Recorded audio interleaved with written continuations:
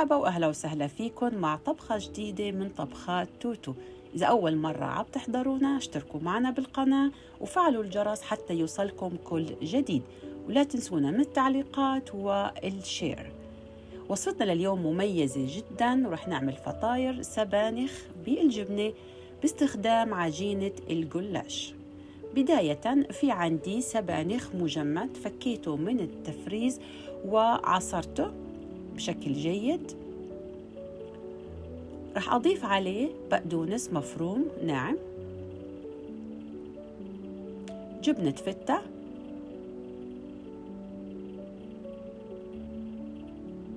وجبن أبيض كذلك. إذا كان جبنة الفتة عندك مالحة والجبن الأبيض لا تضيفي ملح، أما إذا كان محتاج إنه إضافة ملح فممكن تضيفي لو كانت الجبن الأبيض اللي عندك غير مالح. أضفت أيضا بصل أخضر للخليط، ورح نضيف كذلك بيضتين. البيض رح أضع عليه فقط فلفل أسود، ممكن تضيفي رشة ملح بسيطة بس عشان البيض حيحتاج شوية ملح، لكن بس انتبهي لكمية الملح عندك إذا كانت الجبنة مالحة. البيض رح يساعد بتماسك الحشوة بشكل جيد في الداخل. نخلط المكونات مع بعض حتى يندمج البيض مع كل الجبنة والسبانخ. الوصفة كتير سهلة وسريعة التحضير، ما بتاخد منك وقت أبداً، ونتيجتها كتير طيبة ومضمونة. بالنسبة لخليط التشريبة في عندي حليب 200 ملي، عندي نصف كوب زيت، رح أضيف عليهم معلقتين دقيق. الخلطة هي بدون بيض، للناس اللي ما بدها بيض هاي الخلطة رح تساعدك إنه تحصلي على نتيجة مقرمشة وبدون بيض. نخلطهم مع بعض، وأيضا رح أضيف نصف كوب زبدة مذابة. المكونات حتشوفوها مكتوبة بالكامل في صندوق الوصف أسفل الفيديو. أضفت ربع ملعقة من جوزة الطيب، هاي اختياري، إذا حبيت تضيفيها رح تعطي نكهة كمان طيبة. بالنسبة لعجينة الجلاش الأفضل أنك أنت تخليها في الثلاجة، تنزليها من الفريزر قبل بيوم وخليها في الثلاجة تفك براحتها حتى ما تتكسر منك العجينة. عندي هون منشف بخيت عليه شوية مي، رطبته وحطيت العجينة عليه وغطيته بالنايلو.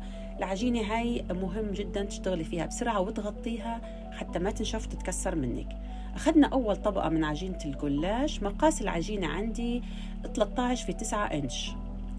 نضع عليها شوي من التشريبة، لاحظوا بالفرشة عم ببلل، ما تبلل كتير حتى ما تتقطع منك لما تلفيها، شي بسيط. وضعت الطبقة الثالثة. في كل مرة رح نستخدم 3 طبقات فقط من ورق عجينة الجلاش. الآن رح أضع ملعقتين طعام من الحشوة، نرتبها بشكل جيد مستطيل، نخليها مسطحة. نطوي العجينة بهذا الشكل ومنلفها بدون ما تشدي ايدك على العجينة. لاحظي ان انا عم بلفها بشكل مريح. عرض القطعة تقريبا طلع معي 3 أصابع تقريبا. رح أكرر الخطوة معكم حتى تشوفوها مرة تانية. كتير سريعة وسهلة التحضير، وفيكي حتى تعمليها قبل بيوم وتخليها في الثلاجة وتاني يوم تطلعيها وتشويها بالفرن لو عندك عزيمة مناسبة. كتير سريعة وسهلة ونتيجتها مضمونة وطيبة كتير. حطينا أول طبقة، الثانية والثالثة، وبندهن بين كل طبقة والثانية شوي من التشريبة.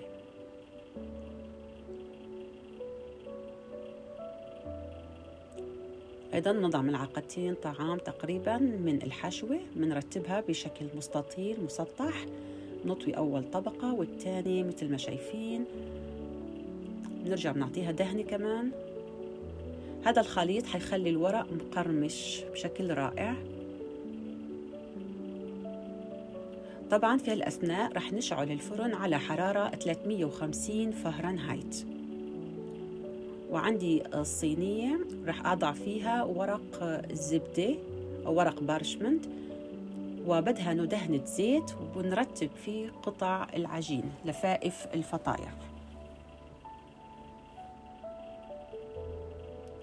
طريقة واضحة وسهلة كتير وما بتاخد منك أي وقت. بتمنى أنكم تجربوها وتكتبوا لي نتائج التجربة تبعتكم في التعليقات. شوف الصينية أنا مغلفتها، دهنتها بشوية زيت ووضعت فيها اللفائف، هيطلع شكلها مرتب كتير حلو ومنسق، مالك محتاجة تقطعيها، حتطلع شكلها كتير مرتب. الآن راح أكمل باقي التشريب اللي عندي، أدهن فيها كل القطع. خلصتها كلها، صبيتها بالكامل. شوفوا يعني الكمية طلعت بالضبط. الحليب حطيت 200 ملي وباقي كاسة زيت، كاسة شاي يعني حوالي تقريبا 110 و 120 ملي زيت وزبدة. في هالخطوة فيك تخليها تغطيها وتخليها في الثلاجة، والعجين رح يشرب كل السائل. وضعتها في الفرن، أخذت مني 45 دقيقة، الحرارة من أسفل. بعدين شعلت عليها آخر دقيقة من فوق تعطي التحميرة شي بسيط. رائعة جدا جدا، وشوفوا شكلها كيف مرتب وعبتقرمش، والعجينة طرية من جوا والحشوة طرية من جوا والعجينة مقرمشة. بعدين فيكي تسخنيها بالفرن أو تسخنيها بالقلاية الهوائية، بتطلع معي كأنها فريش، كتير طيبة. بتمنى أنكم تجربوا هاي الوصفة وتكتبوا لي نتائج التعليقات في أسفل الفيديو. الآن بعد طبعا هي سخنة، شوفوا كيف يعني يدوب بقدر أمسكها. طلعتها على رف شبك حتى ما تترطب، تضل محافظة على القرمشة. وضعتها على رف شبك. شوفوا من جوا الطبقات كيف شكلها، لذيذة جدا جدا جدا. بنصحكم تجربوها، كتير حلوة.